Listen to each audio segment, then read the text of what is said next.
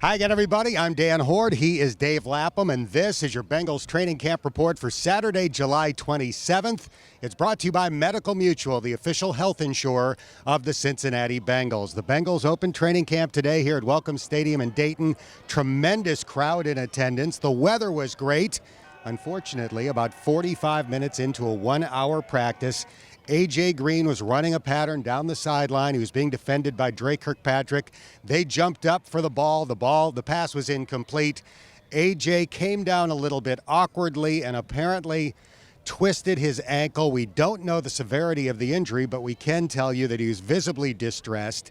He threw something. He punched the bench. He was eventually carted off the field, and now Bengals fans and coaches and the staff and the front office and everybody have to hope that it's not as bad as it looked. Yeah, really, with a sprained ankle, you never know.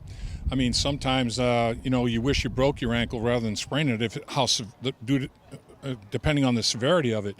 I've seen guys that have had sprained ankles with the Bengals that eventually have had surgery. Seen other guys just rolled their ankle and back within days or weeks. So you just don't know. You don't know the severity of it. One thing I will say is A.J. Green's a genetic freak. A.J. Green heals quickly. I mean, his body is so well taken care of, and he's been blessed, genetically so significantly that he is a quick healer.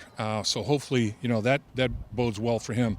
You roll your ankle and you injure one ligament. You turn your ankle inside, you injure another ligament. Depending on the severity of it, you never want to have a sprained ankle. He must have landed awkwardly when he was fighting for the football, and he did. He threw his mouthpiece through his helmet, and I think it's just sheer frustration. I think it's like, how many things do I have to endure here?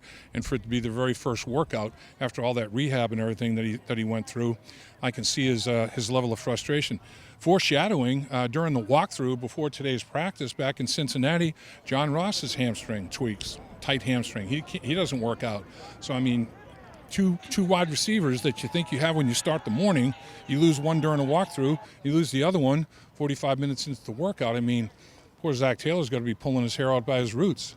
Zach Taylor did say, speaking of the other injuries, not the A.J. Green injury, but all of the other players who did not take part in the first practice, that they are expected back either this week or next week. So that bodes well for guys like Billy Price and some of the other players that were added to the non-football injury list just before the start of training camp. And, there's an old axiom, and it's totally true. There's 100% injury risk every single play for every single player. That was an innocuous play. I mean, it's a non-contact team portion of practice, just finishing things up.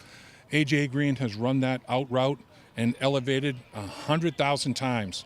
This time when he landed awkwardly. I don't know if it was on the foot of a defensive back or if it was awkwardly on the ground and rolls an ankle apparently.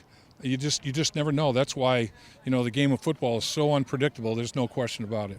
For what it's worth, Joe Mixon said, "I know when a guy is really hurt, A.J. will be fine." Let's hope Joe Mixon is right on the money when it comes to his assessment of A.J. Green's injury. Dr. Mixon. Let's talk about a couple of other developments today, beginning with left guard. That is obviously a big question going into the season following the retirement of Clint Bowling. John Jerry, the former Miami Dolphin and New York Giant, was the first player to line up with the ones at the left guard position, and Christian Westerman was in there with the twos.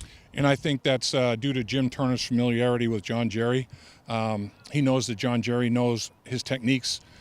He knows that John Jerry knows what Turner's expectations are. He knows what he can expect out of John Jerry. So there's a familiarity there already that Coach Turner doesn't have with the others. So it doesn't surprise me.